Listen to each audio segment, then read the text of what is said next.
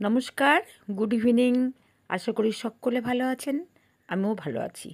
Mithu's creation cooking থেকে মিঠু বলছি। আমার অঙ্গনের সকল বন্ধুকে স্বাগত। আমি একটু আটা নুন দিয়ে প্লেন মেখে নিয়েছি। আপনারা ইচ্ছে করলে আটার মধ্যে মশলা অ্যাড করতে পারেন, জিরে গুঁড়ো, ধনে গুঁড়ো, লঙ্কা গুঁড়ো, তারপরে হচ্ছে কাসুরি মেথি পাতা, ধনে পাতা, এগুলো অ্যাড করা যেতে পারে। একটু আদা কুচি, রসুন কুচি।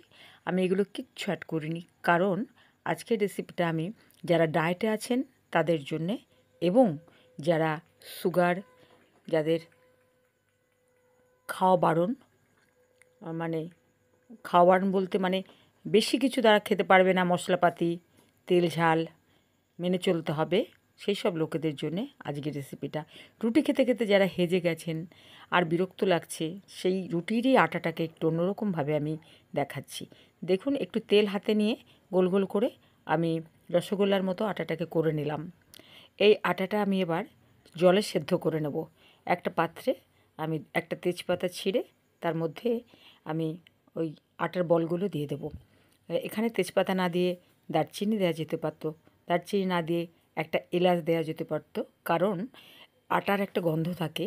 আটার মধ্যে যেহেতু মশলা কিচ্ছু অ্যাড করিনি, তাই গন্ধেটা যাতে না আমাদের নাকে অতটা লাগে, তাই আমি এখানে তেজপাতাটা অ্যাড করেছি। ওটা সেদ্ধ হয়ে গেলে আমি জল ছেঁকে নেব। আটার বলগুলো 10 মিনিট সেদ্ধ করব। তারপরে ওটা একটা কেটে দেখব সেদ্ধ হয়ে গেছে কি না, তারপর ওটা জল ছেঁকে নামিয়ে নেব। এদিকে কড়াইতে তেল দিয়ে, অল্প পরিমাণ তেল দিয়ে, তার মধ্যে 3-4টে কোয়া রসুন কুচি, একটু আদা গ্রেট করে ও একটা মাত্র পেঁয়াজ কুচি দিয়ে, একটু অল্প হাফ চামচ সাদা জিরে দিয়ে এটাকে আমি একটু ব্রাউন কালার করে ভেজে নেব। রুটি খেতে খেতে সকালে বিকেলে সুগারের পেশেন্টদের একদম ভালো লাগে না। যারা ডায়েটে আছেন, কি খাবেন, খিদে থাকে পেটে, অথচ খেতে জানেন না, এটাই মশলা, ওটাই কার্বোহাইড্রেট, এটাই তেল, ওটাই ঝাল, তাদের জন্য আজকের রেসিপিটা। এইভাবে করে খেয়ে দেখুন, বাড়িতে প্রত্যেকে এই খাবারটা খাবে, প্লাস আঙুল চেটে খাবে।